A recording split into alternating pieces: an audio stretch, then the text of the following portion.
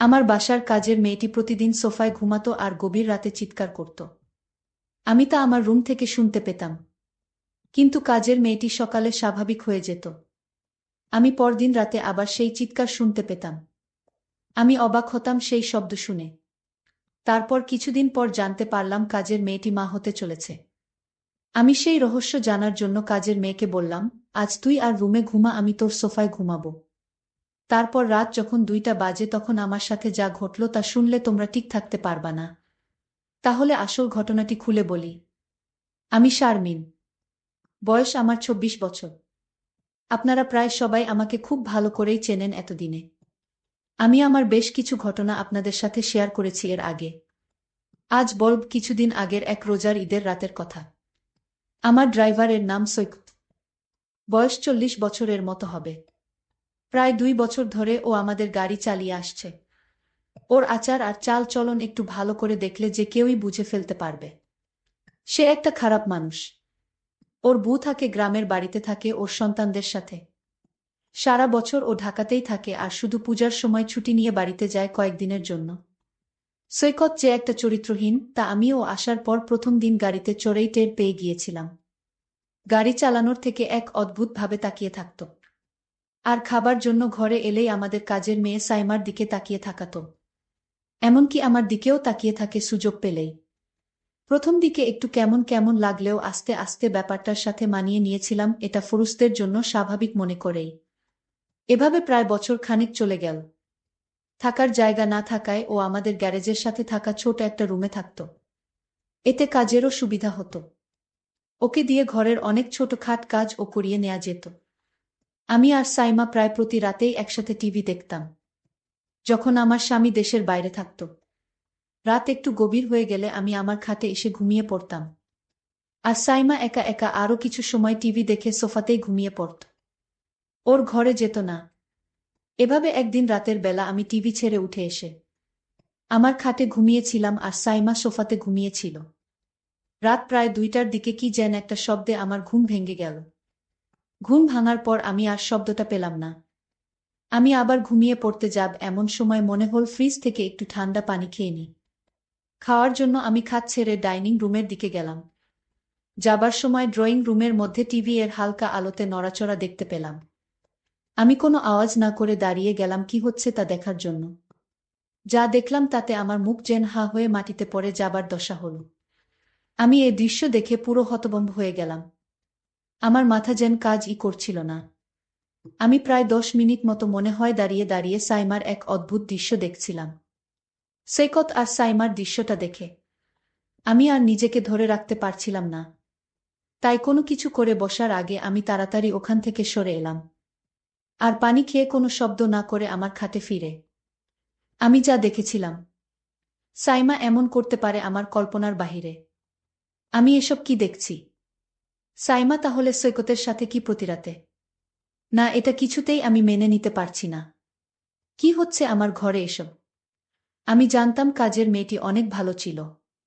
আজ তার দৃশ্য দেখে আমি নিজের চোখকে বিশ্বাস করতে পারছি না।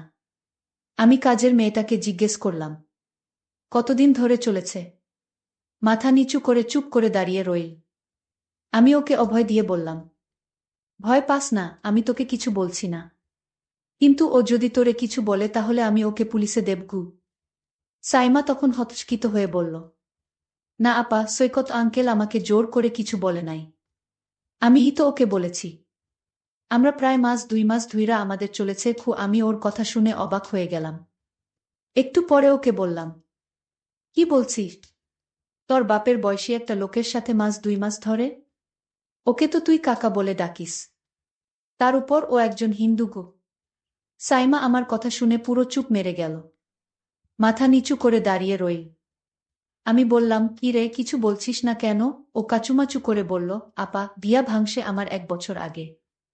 তাই উনি যখন কইল তখন আমি আর না করতে পারলাম না। উনি আমাকে বিয়ের প্রস্তাবও দিয়েছে। হায় রে বোকা মাইয়া, হিন্দু ছেলে তোরে বিয়া করবে? দয়া কইরা কাউরে কিছু বইলেন না আপা। আর ওনারে আপনার বাসার কাছ থিকা বের কইরা দিয়েন না ঘে। আমি বললাম, আচ্ছা, কিন্তু তোর একবার ও মনে হলো না যে তুই একটা হিন্দু লোকের সাথে উত্তরে সাইমা বলল, আপা, উনি হিন্দু হলে কি হবে, ওনার আচরণ অনেক ভালো। উনি মুসলমানের চেয়ে অনেক ভালো। আমি কত মুসলমান দেখেছি, কিন্তু ওনার মতো আমি কাউকে দেখিনি। যে উনি একজন হিন্দু তা শুধু নামে মাত্রই। আমি ওর কথা শুনে পুরোপুরি চুপ হয়ে গেলাম। আর কিছু না বলে আমি ওখান থেকে চলে এলাম। এভাবেই চলছিল ওদের। আমি মাঝখানে আরও অনেকবার ওদেরকে ড্রয়িং রুমের সোফাতে দেখেছি একসাথে বসে গল্প করতে। আমি আর বাধা দেইনি সাইমার কথা চিন্তা করে। এখন আসি মূল ঘটনায়। সেদিন রাতে আমি আর সাইমার অন্যান্য রাতের মতো ড্রয়িং রুমে বসে টিভি দেখছিলাম। রাত প্রায় 12টা বাজে। তার দিকে সাইমা আমাকে জিজ্ঞেস করল, আমি ঘুমাতে যাব কিনা। আমি না বললে ও বলল, সারা দিন বাড়ির কাজের চাপে ও খুব ক্লান্ত। ও ওর রুমে ঘুমাতে চলে যাচ্ছে। এই বলে ও চলে গেল ঘুমাতে। আমি সোফাতে শুয়ে টিভি দেখতে লাগলাম। প্রায় আধা ঘন্টা টিভি দেখার পর আমারও খুব ঘুম আসতে লাগল। কিন্তু আমি টিভি ছেড়ে বেডরুমে গেলাম না। টিভি দেখতে দেখতে আমি সোফাতেই শুয়ে ঘুম ঘুম চোখে টিভি দেখতে লাগলাম। কিছুক্ষণের মধ্যেই আমি ঘুমিয়ে গেলাম। রাত হয়তো তখন 2টা হবে। হঠাৎ একটা শব্দের কারণে আমার ঘুম ভেঙে গেল। ঘুম ভাঙার পর আমার কয়েক মুহূর্ত সময় লাগল। পুরোপুরি সম্বিত ফিরে পাবার পর আমি বুঝতে পারলাম কি ঘটতে যাচ্ছে। আমি ঘুমের ভান ধরে ঘুমিয়ে রইলাম। আমি বুঝতে লাগলাম দেখি কি হয়। সৈকত যখন আমার সোফাতে সাইমা ভেবে আসলো। এরপর লোকটা বলে উঠল, কিরে সাইমা, এমন করিস না, আজকে কি হইল? আমার সাথে কোনো কথা বলছিস না যে? তুই কি আমার সাথে রাগ করেছিস? আমি গলার আওয়াজ শুনেই বুঝতে পারলাম যে লোকটা আর কেউ নয়, আমাদের ড্রাইভার সৈকত। আমাকে ভুলে সাইমা মনে করে এখানে চলে আসছে। সৈকত বলল, কিরে সাইমা, আজ তোর কি হয়েছে, কোনো কথা বলছিস না কেন? কি রে, চিল্লায় ম্যাডামরে উঠায় ফেলবি নাকি? আমি বুঝতে পারলাম যে ওকে কিছু না বললে ও এখান থেকে যাবে না। আমি তাকে কিছু না বলে তার আসল রহস্যটা বুঝতে জানতে লাগলাম। কিছুক্ষণ পর সে আমাকে বলল, কি রে, আজকে কি হয়েছে তোর? এরকম করতেস কেন? আমি উত্তরে বললাম, সৈকত, আমি সাইমা না, তোমার ম্যাডাম। সাইমা ওর ঘরে ঘুমাচ্ছে। আমি বুঝতে পারলাম আমার কথা শুনে ও হতভম্ব হয়ে গেছে। সরি ম্যাডাম, আমার ভুল হয়ে গেছে। সব সময় তো এখানে সাইমাই ঘুমায়। না দেখা ভুল কইরা আমি এখানে চলে আসছি। দয়া কইরা স্যারকে বইলেন না। ম্যাডাম, আমার চাকরিটা চইলা যাইব। আমিও আর কিছু বলার মতো খুঁজে পেলাম না। বুঝতে পারলাম ও ইচ্ছা করে কিছু। কারণ সাইমা এই সোফাতে ঘুমায় টিভি দেখার পর।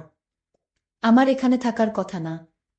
তাই আর কিছু না পেয়ে আমি বললাম, আচ্ছা ঠিক আছে, আমি তোমার স্যারকে বলবো না। গিয়েও বলল, ম্যাডাম, আপনি আমারে বাঁচাইলেন। কি বইলা যে আপনারে ধন্যবাদ দিমু বুঝতাছি না গি। আমি উত্তরে বললাম, ধন্যবাদ দিতে হবে না, এটা একটা ভুলের কারণে হয়েছে। কিন্তু এখন বল, আমি এখানেই থাকবো নাকি আমাকে উঠে যেতে হবে?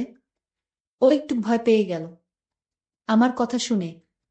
বলল, সরি ম্যাডাম, ভুল হয়ে গেছে, এই তো আমি উইঠা যাইতেছি। আমি বললাম, ঠিক আছে, তুমি তো যাবে, তার আগে আমার একটা কথা শুনে যাও। তুমি আজ যা করলে আমি তো তোমাকে এ বাড়ি থেকে বের করে দিব। কারণ এমন লুকিয়ে লুকিয়ে বাড়িতে যা করছো তা কিন্তু মোটেও ঠিক নয়। আমি কিছু শর্ত দিব। যদি শর্ত মেনে নিতে পারো তাহলে তুমি এ বাড়িতে তোমার চাকরিটা ঠিকই থাকবে। আমি বললাম, ঠিক আছে ম্যাডাম, আপনার কথা আমি অক্ষরে অক্ষরে পালন করব। আপনি যা আদেশ করবেন আমি তা করব। তাও ম্যাডাম, আমার চাকরিটা দরকার। ম্যাডাম বলল, তাহলে চলো এখান থেকে তোমার রুমে যাই। তারপর আমি বলছি আমার শর্তগুলা। চলো তোমার রুমেই যাওয়া যাক। আমরা আস্তে আস্তে গ্যারেজের দিকে এগুতে লাগলাম। কিছুক্ষণ পর আমি আর সৈকত গ্যারেজের পাশে ওর রুমে পৌঁছে গেলাম। আমি আগে কখনো ওর রুমে ঢুকিনি। রুমটা খুব একটা বড় নয়। এক কোণায় একটা সিঙ্গেল খাট রুমের বেশিরভাগ জায়গা দখল করে রেখেছে। ছোট একটা টেবিলের উপরে ছোট একটা টিভি আর কয়েকটা মূর্তি। খাটের নিচে একটা ট্রাঙ্ক। হাঁটাচলা করার জন্য খুব সামান্য জায়গা আছে রুমটাতে। বসার জন্য একটা চেয়ারও নেই। আমি ওর ঘরে ঢোকার সাথে সাথে একটা দুর্গন্ধ পেলাম। আমার দম বন্ধ হয়ে আসতে লাগলো। বেশ কষ্ট করে শ্বাস নিতে হচ্ছিল। আমার অবস্থা দেখে ও বলল, এই তো ম্যাডাম, 2 মিনিটের মধ্যে ঠিক হয়ে যাবে। আমি ফ্যান ছাইরা দিতেছি কি, এই বলে ও ফ্যান ছাড়ল। মিনিট দুয়েক পরে আমি মোটামুটি ঠিক হয়ে গেলাম। সবকিছু স্বাভাবিক হবার পর আমি বললাম, আচ্ছা, তাহলে আর দেরি না করে আপনার শর্তগুলো শুনে নেওয়া যাক। বলেন ম্যাডাম, বলেন আমার কি করতে হবে? নয়তো আমার যেতে অনেক দেরি হয়ে যাবে। আমি এর কথা শুনে হেসে বললাম, আমি আজ তোমাকে যা বলবো তোমার কিন্তু তাই করতে হবে। আমি বললা, ঠিক আছে ম্যাডাম, আপনি বলুন। আমি তখন সৈকতকে বললাম, তুমি সাইমার সাথে যা করেছিলে আমিও তা করতে চাই। ম্যাডামের এমন কথা শুনে আমার গলা শুকিয়ে গেল। আমি ম্যাডামকে বললাম, আমি এক গ্লাস ঠান্ডা পানি খেয়ে তারপর বলছি। সৈকত তখন এক গ্লাস ঠান্ডা পানি খেয়ে বলল, ম্যাডাম আপনি যা বলেছেন তা কোনোদিন সম্ভব না, কারণ আপনি একজন বড়লোকের মেয়ে ম্যাডাম। আর আমি আপনার গাড়ির ড্রাইভার, আপনি একবার ভেবে দেখেছেন? আমি বললাম, সৈকত তুমি যদি আমার কথা রাখো তাহলে আমি তোমাকে একটা পুরস্কার দিব। আর সেই পুরস্কার পেলে তুমি অনেক খুশি হবে আমি আশা করছি। ম্যাডাম আপনার কথা কি আমি না রেখে পারব? আপনি যা বলবেন তাই হবে। ম্যাডাম তখন বলল, তাহলে দেরি করছো কেন? যাও, আমি এখন যা বলবো তাই করো। তুমি প্রথমে ঘরের জানালাটা বন্ধ করে দিয়ে আসো। আমি ম্যাডামের কথা শুনে অবাক হয়ে গেলাম। আমি ম্যাডামকে বললাম, ম্যাডাম ঘরের জানালা খোলা রেখে কি বলা যায় না? ম্যাডাম তখন রাগ দেখিয়ে বলল, আমি যা বলছি তাই করো, অতিরিক্ত কথা বলবে না। আমি বাধ্য হয়ে ম্যাডামের কথায় ঘরের জানালা বন্ধ করলাম। এবার ম্যাডামকে বললাম, এখন কি করতে হবে? ম্যাডাম বলল, যাও এবার দরজাটা বন্ধ করা। আমি ম্যাডামকে বললাম, ম্যাডাম কি বলছেন? আমি বললাম, একদম চুপ, তুমি আমায় কথা দিয়েছ আমি যা বলি তা তুমি পালন করবে। তাহলে তুমি এখন এরকম আমতা আমতা করছো কেন? আমি ম্যাডামের কথা রাখতে গিয়ে ঘরের দরজাটা লক করে দিলাম।